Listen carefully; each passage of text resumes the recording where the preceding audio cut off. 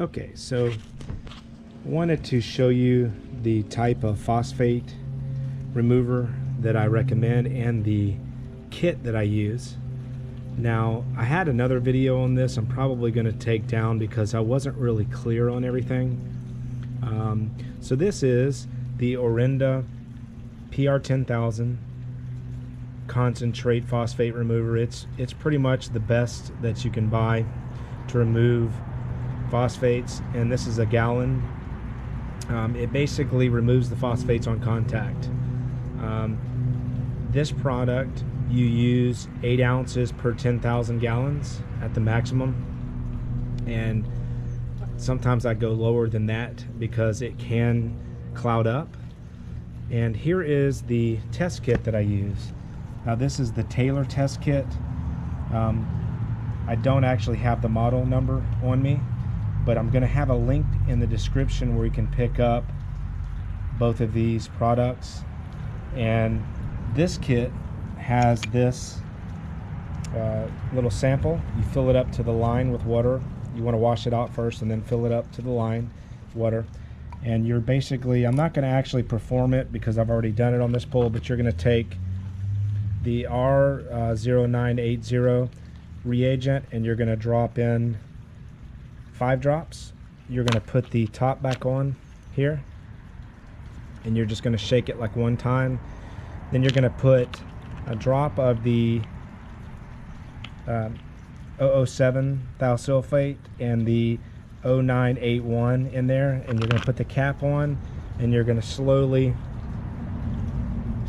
do this for about exactly 1 minute.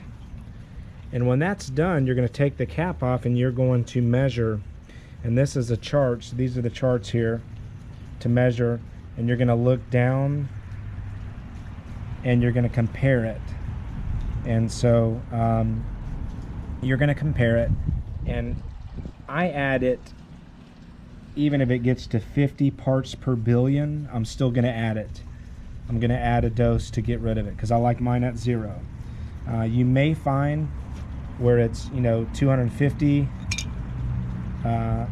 let's see, 250 or 500 or 1,000. I actually had one that gets a lot of leaves in it, and it was over 6,000. So that one's going to take a long time to lower it down. It's almost better just to drain the pool. But these are the 2 products that I recommend. Like I said, there's a link in the description for it. Do your research on phosphates.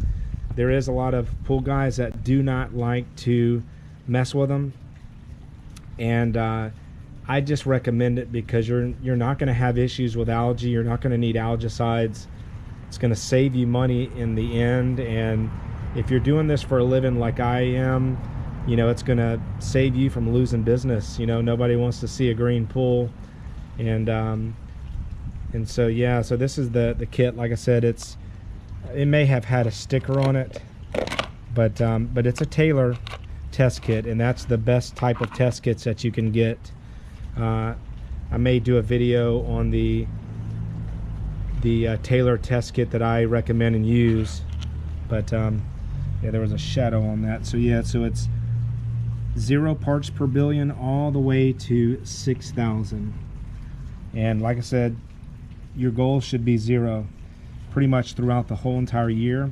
The only time I allow mine to get a little high is during the winter time, and that's because I have uncovered pools that have leaves that fall in.